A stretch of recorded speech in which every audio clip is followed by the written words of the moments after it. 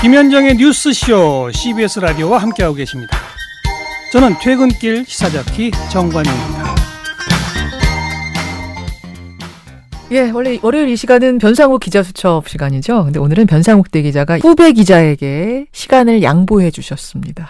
남북정상회담의 시작부터 끝까지 전 과정을 지근거리에서 취재해온 CBS 기자가 있어요. 판문점 공동취재단의 일원이자 CBS 청와대 출입기자입니다. 박지환 기자, 스튜디오로 나와 있습니다.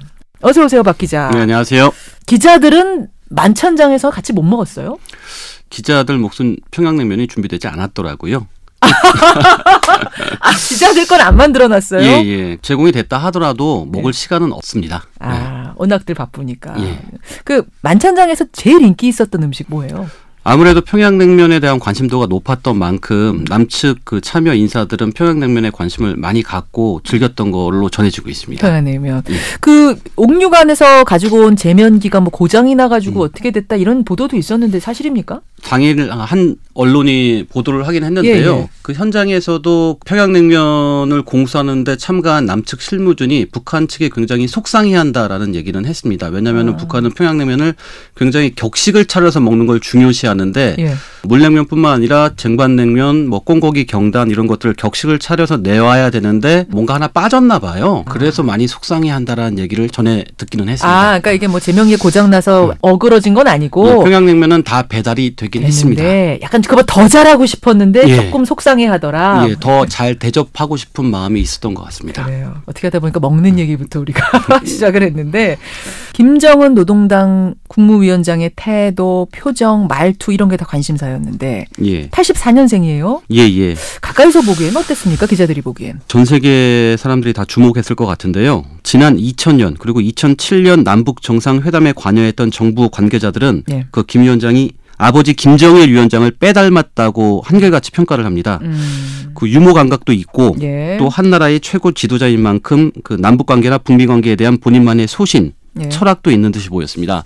저는 개인적으로 한 줄로 요약하면 유머러스하지만 단호한 북한 지도자 이렇게 정리하고 싶습니다. 저도 김정일 위원장하고 비슷한 느낌 받았거든요. 대화할 때 뭔가 통 크게 이야기하는 시원시원한 화법이라든지 유머를 섞어가면서 얘기하는 거 이런 굉장히 비슷하잖아요. 아버지하고. 또 굉장히 여유로운 모습도 많이 포착됐습니다. 제일 크게 웃음이 터졌던 장면은 어떤 장면이에요? 전체 중에. 몇 가지 있었습니다. 김 위원장이 오전 회담을 시작하기 전에 금강산 그림 앞에서 사진을 찍었잖아요. 그 뒤에 이런 농담을 합니다. 이 정도면 잘 연출됐습니까? 이 정도면은 기자님 만족하겠습니까? 뭐 이런. 한마디로 빵 터졌습니다. 그 장면이었군요. 의외로 오전에 터졌군요. 오전에. 그날의 하루를 통틀어서 제일 감동적이었던 장면. 이건 이제 박지환 기자 개인적인 뭐 소회일 수도 있겠습니다만 어떤 장면이었습니까? 김 위원장이 군사 분계선을 넘어올 때였는데 문 대통령이 전 언제 북한 땅을 밟을 수 있을까요? 라고 얘기했더니 그 김 위원장이 손을 잡고 다시 북으로 넘어갔잖아요. 그렇죠. 저뿐만 아니라 전 세계 외신들도 이 부분에서 크게 감동한 것 같습니다. 조명균 장관도 그 얘기 하시더라고요. 조명균 장관도 전혀 그 예상 못했는데 상상을 초월했다는 얘기를 아까. 당사자인 문 대통령도 예상하지 못했던 장면이었죠. 문 대통령이 저는 언제 북땅 밟을 수 있을까? 이건 아마 준비한 멘트일 수 있는데. 뭐 향후에 뭐 언제 평양에 초청을 갈 수 있을까라는 뭐 그런 맥락의 질문이었을 텐데 갑자기 손을 잡고 땡길 줄은 문 대통령도 모르셨을 겁니다. 그러니까 참 돌발 장면이 많았어요. 그 중에 하나가 시계 말이에요. 시계. 그러니까 평화의 집 대기실에 시계가 2개, 남한 시계, 북한 시계 따로 걸려 있는 걸 김 위원장이 보고 남한 시간, 북한 시간 통일하자. 남한 시간으로 우리가 맞추겠다 했다는 그 부분 어떻게 된 거예요, 그거? 어제 알려졌죠. 어제 그 윤영찬 소통수석이 발표를 했는데요. 김정은 위원장이 먼저 적극적으로 이제 남북이 하나가 될 테니까 북한 시간이 30분 정도 늦습니다. 그거 왜 2015년에 그렇게 정해졌는데 그 배경은 뭐였습니까? 그게 친일 잔재를 청산한다는 북한 내부의 그 판단이 있었고요. 2015년 8월 15일에 동경표준시를 서울은 쓰고 있잖아요. 그렇죠. 동경과 다른 평양시를 쓰겠다라고 선언하면서 그때부터 30분 늦은 시간을 사용을 했습니다. 거기에 대한 해프닝도 있는데 좀 소개해드리면요. 문 대통령이 당일 오전 8시에 청와대에서 출발해서 판문점에 9시에 도착을 합니다. 근접 풀 기자가 같이 상황을 공유하면서 취재를 하는데 문 대통령이 8시 31분에 도착했다라고 옆 기자한테 얘기를 합니다. 그랬더니 옆 기자가 무슨 소리입니까? 지금 9시 1분 아닙니까?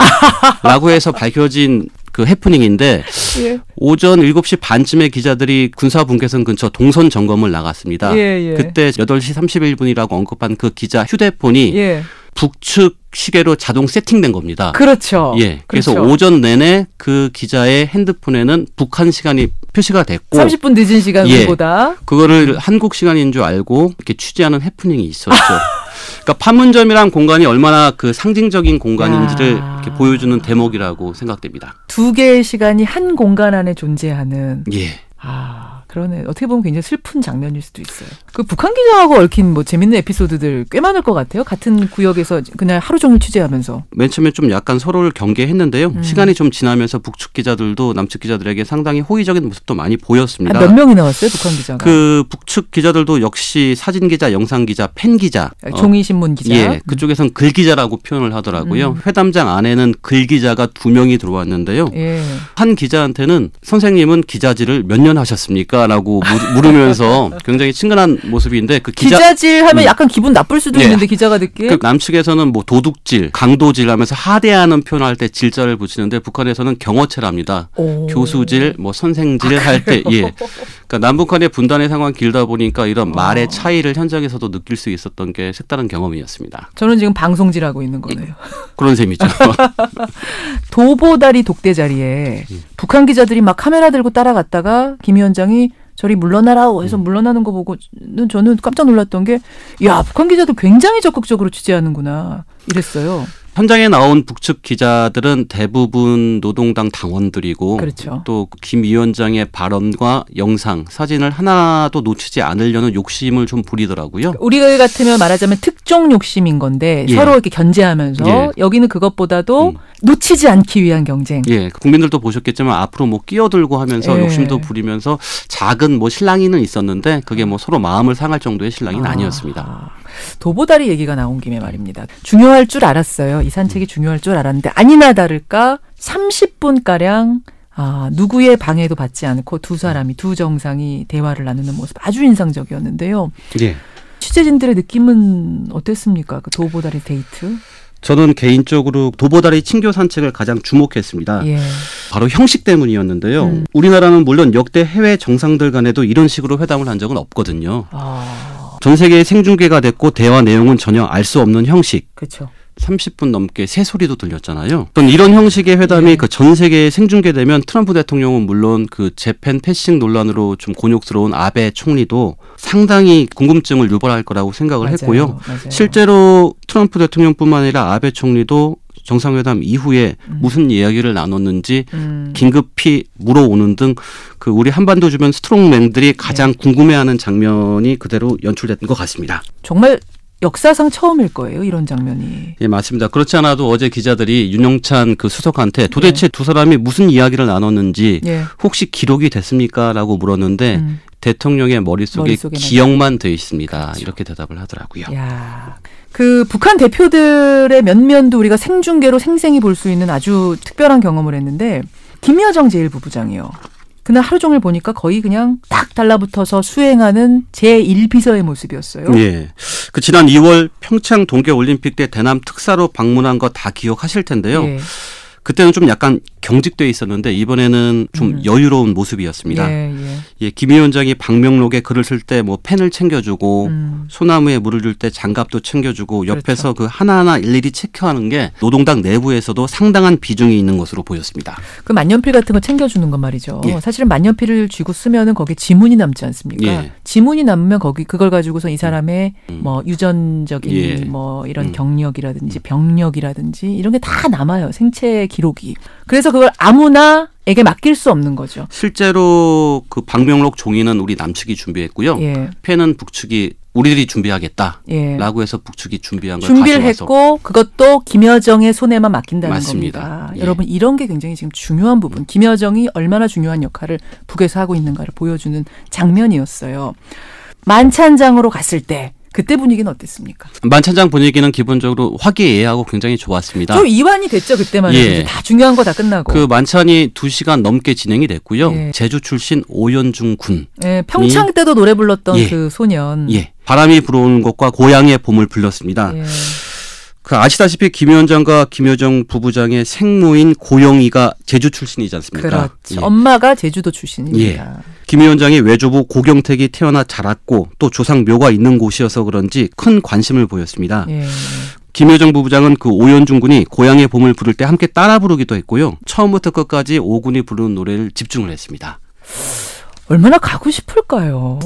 글쎄요. 엄마의 고향. 예, 그 김정은 위원장 역시 그 노래를 부르는 동안 옆에 앉아있던 그 임종석 실장에게 저 친구는 몇 살이냐라고 묻는 등 그 큰 관심을 보이기도 했습니다. 그러니까요. 돌아가신 엄마의 고향. 나는 지금은 갈 수 없는 땅. 사실 뭐 표현은 안 했지만 속마음으로는 예. 좀 울었을 것 같아요.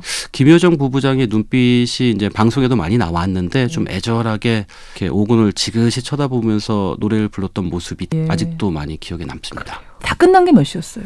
원래 만찬이 8시 반에 종료되기로 돼 있었는데 예. 너무 분위기가 좋아서 주변 참모진들이 이제 만찬 그만해야 된다. 일어나십시오. 예, 그다음 스케줄. 라고 만류할 정도로 현장 만찬 분위기는 굉장히 좋았다고 합니다. 참 역사적인 현장을 목격한 기자로서 소감, 일기장에 쓴다면 뭐라고 쓸 거예요, 박지원 기자? 질문에 제 답변이 다 들어있는 것 같은데요. 역사적인 현장에 저뿐만 아니라 내외신 기자 3,000명이 같이 있었죠. 말로 표현할 수 없을 정도의 감동은 있었습니다. 예. 네. 외신 기자가 우는 거 저 봤거든요. 예.